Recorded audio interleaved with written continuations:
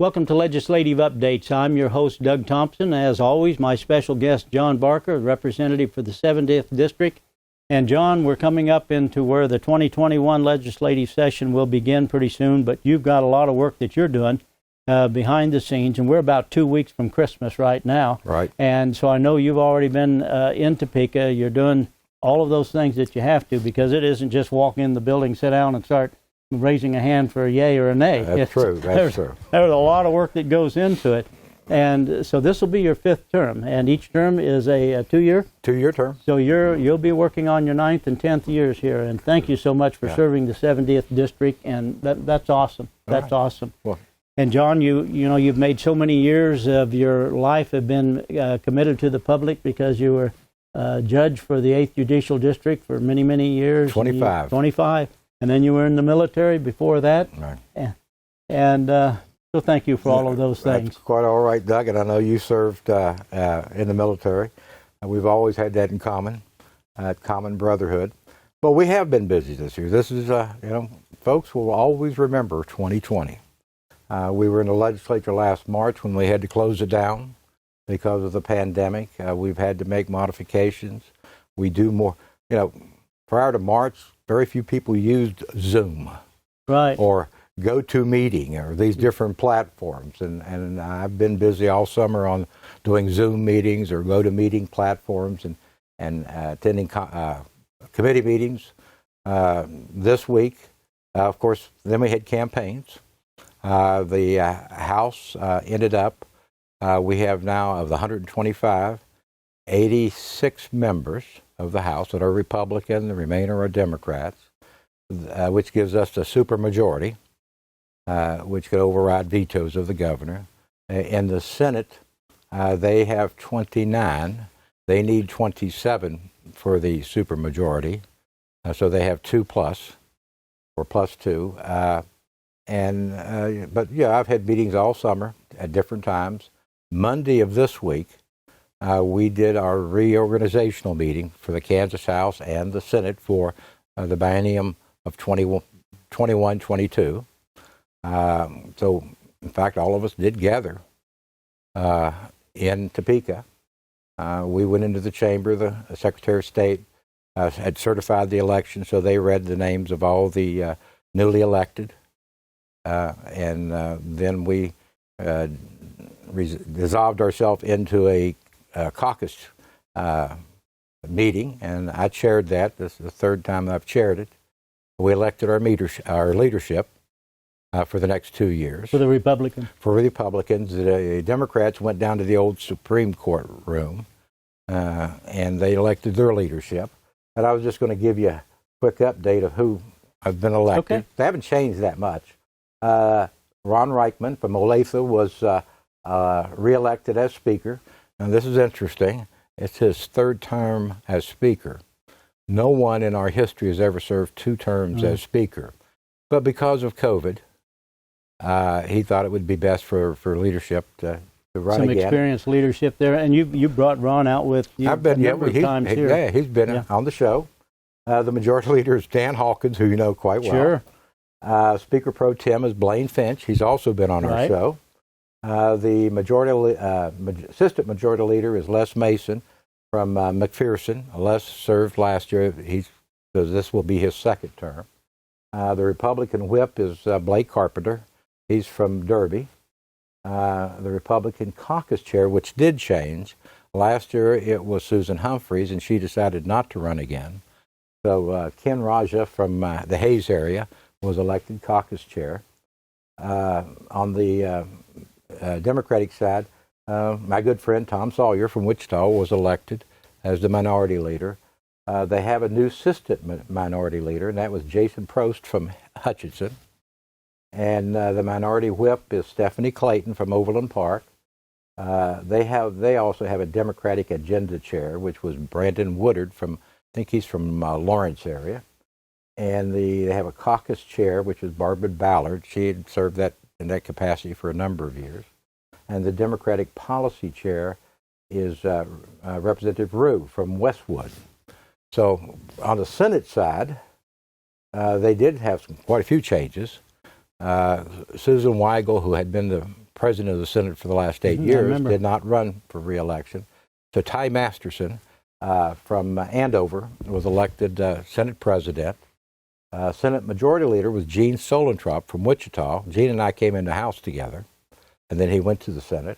Vice President is our own Rick Wilburn, who represents half of Dickinson County, the southern half of Dickinson County. Right. He's the assistant, or the vice president. The assistant majority leader was Larry Alley from Winchester. And the majority whip was Richard Hildebrand. The minority leader was Diana Seitz. Now, Diana Seitz is interesting. She was elected to the Senate as a Republican. And then she switched. She was reelected this time. And as, of course, you may know, Anthony Hensley, who has been the longtime minority leader, who's been in the House or Senate since the 1970s, was defeated. And so they had the new majority leader is Diane Seitz from Lenexa. Their assistant minority leader is Sauce-Godot, Representative Sauce-Godot from Wichita. And the minority whip was Pat Petty from Kansas City. And the Democratic Agenda Chair was Marcy Francisco. So that's the leadership that where we'll go forward with. Well, as you've gone through the names and where they're from, it's obvious that the state is well represented in both situations with that. It is. And we're gonna cut away, take a break. You're watching Legislative Updates with John Barker. We'll be right back. Welcome back to Legislative Updates. I'm your host, Doug Thompson, with John Barker, 70th District Representative. And John just came back in today and headed back home from having been in Topeka in preparation for the 2021 legislature and all of those things that have to take place before you begin, and you actively begin on January 11th. January 11th. And we're looking at how that's going to look with COVA. We're in the chamber under our rules. You wear a mask. There are some representatives or senators that choose not to wear a mask. We put them in the gallery. The Capitol is closed to the public. There's still some decisions to be made whether lobbyists will be allowed into the Capitol, but no visitors. So we have to socially distance, and it's going to be difficult. But under our rules and under our Constitution, we can't vote remotely. And we can't give a proxy vote to someone. We have to actually go in and push our button. Vote in person. Vote in person, push our button. It would take a constitutional amendment to change that. Now, we do have the AG looking at wanting an AG opinion on whether or not we have to be in the building. Because under our Constitution says we meet in Topeka. So we could move it out to the Expo Center or one of those larger facilities where everybody could socially distance. But we want his opinion first, his legal opinion. Would you be able to have meetings by Zoom, depending upon what he says? We do have meetings now. We've had them all summer by Zoom, committee meetings. Okay. And we anticipate having Zoom committee meetings. And I've been on more Zoom meetings this past summer than I care to think about. I bet. But but on occasion, when you under our rules and our Constitution, we have to actually go out and push our button. We have to actually vote. We're going to get that worked out from the AG. Some of the things we've worked on, of course, the only thing we're required to do under our Constitution is get a budget out. In past years, that's probably been the last thing that we would accomplish, because it goes through the budget process. The speakers gave us directions to prioritize everything, because if we don't prioritize it, we may not be there. I mean, we could have a large outbreak and a number of the legislators would not be present. So I've been working on my committee, which is Fed and State, to prioritize bills that were passed out last year, but never got above what we call the line to be voted on by the entire chamber. The Budget Committee is doing the same. They're going to start working, hitting the ground the first day. And hopefully within 30 days, we will have a budget bill to vote on. And that takes the pressure off once we get the budget bill out. But everything else, we've got some other things. I've served on several interim committees. One of them was emergency management.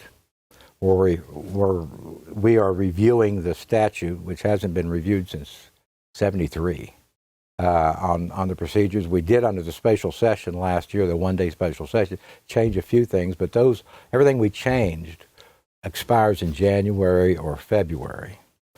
So, and it would go back to the old law. We took quite a bit of time in exploring the possibilities. So I anticipate a bill coming out with some changes on the emergency management procedure.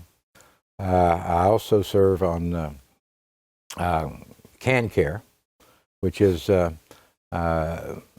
oversight committee, which is the Medicaid portion of the federal government's supplement to residents of the state of Kansas on the poverty level or above the poverty level. And the federal government has been great about allowing us not to take anyone off of CanCare, even though they may lose their eligibility until this pandemic has passed. So that I anticipate a few bills out of the CanCare committee. As yesterday, I was on a meeting with the Senate President-elect Ty Masterson and the Speaker, along with the casinos, looking at sports book betting and what that would look like if we develop a bill and go forward with it. But there's just so many things. Well, I can imagine. And how it's going to work in the House with committee meetings, Zooming. What I anticipate is I will go into my committee room and actually be there. And if committee members want to Zoom in, they will be able to Zoom in. If they choose to come to committee, we will make sure we're 6 feet socially distanced apart. But most of the testimony on a bill that we would receive, normally they appear in person, we're going to do that by Zoom. So we don't have people going in and out of the Capitol. So those experts that are providing some information. Right. So they'll be on the Zoom. And we want to speed things up, but because of the restrictions as to not being able to have face-to-face contact, it really slows things down. Yeah. So I would guess it would. I think the session will progress. I think we'll get some good things done. I was going to mention, we have 29 senators that are Republican. 27 is needed for what we call a supermajority or can override. We have 86 House members. We need 84, so we have 2 extra. The elections were very good to us. Now that we're in that position, we've got a lead. Yeah, well, all right. We're going to cut away, take a break. You're watching Legislative Updates with John Barker. Welcome back to Legislative Updates. I'm your host, Doug Thompson, with my special guest, John Barker, Representative 70th District. And John, you're just coming back from Topeka. You've been there in preparation for the 2021 legislature, and so I know you've been busy. You've been busy all over the summer because the virus has come through. It's just led to one question after another, and what ifs and how comes and everything that goes with it. But what has the state in your world, as you go back up to the state, what has the virus caused for problems at that level? Yeah, well, we closed down in March. We have consensus estimates. Well, we estimate the taxes and the revenue to come in. And at that time, we were $800 to $1 billion. We thought we would be short. Revenues have come in better than we expected. So I think we will be short, but it won't be short $800 million. What has really been helpful, the federal government with the CARES money, which went out to counties, and grants were made available to businesses. Small businesses is hurt. They may never recover.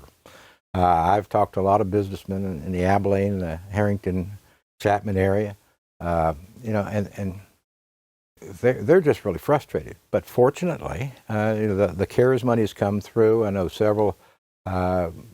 Great Plains Theater was going to close down. Right. They got a $50,000 grant out of the CARES money. And several other agencies and or private businesses got that money. And that's kept them alive until now. And hopefully, there may be some additional federal money. That's up to the United States Congress. But, we're trying to make it easy for them to survive. Because some of them that close, as you well know, the Brookville Hotel closed. Right. I'm hopeful that someone will come in after COVID-19 and buy it and reestablish it. Oh, I hope so. The county's got money, the PPE, which is the protective equipment. We initially had problems getting enough of it in, but we're doing better now. As you well know, the vaccine is coming out, and when it comes out, of course, we're going to get 20,000 doses in Kansas initially. But when you talk about 20,000 doses, that's not very many. And of course, it takes 2 doses to build up an immunity to the virus. But I understand by the first of the year, we could have as many as 500,000 to 1 million doses into Kansas. Are those allocated from the federal government for the initial portion? They are. They're out to each state, and then each state is responsible of what their priorities are on who's going to get the first doses. And they're going to work for healthcare workers first, EMTs and police officers who are in contact with the public. They'll also look at, when I talk about healthcare workers, I'm talking about the folks that work in nursing homes and such. And then those people that are residents, which are the most vulnerable, that live in nursing homes, they're going to get a priority and get their certainly makes sense. Shots. And then at some point in time, Doug, it'll come down to 65 and older, which is our group. All right, now we're getting there. But we're not number one, but we'll eventually be able to get it. All the statistics that I've looked at is younger people may get it, but they have very few symptoms. Yeah. So they may be the last priority unless they've got some underlying health reason. But that could be into March or April, and maybe even a little further down the road, a little later than that. But the federal government, under their, I think it's warp speed or whatever they call that, they've done a great job.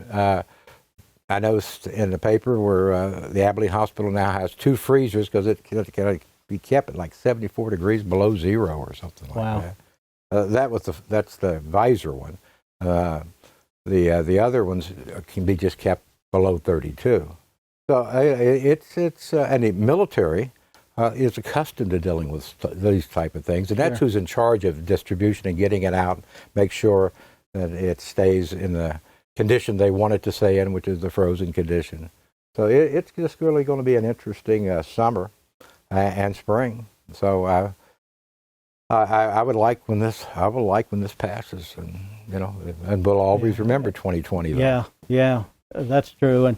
And you think about just what you said, that the mom pop shops that are in business, and so you could be in business and you could have a 30-year note on your store, and you're paying on it, and you're 20 years into it, and this thing comes up, and man, I don't have enough money coming in to pay for it, and you've got businesses that have been working so hard for so many years to do it, and this now comes up, and I think it's fantastic what the federal government's come in, that you guys have sent on to the county by county and to those jurisdictions, because boy, that's been a lot of money, and that's saved a lot of people, a lot of businesses, and the government being able to meet their needs too. Exactly, and this country's economy is built on small business.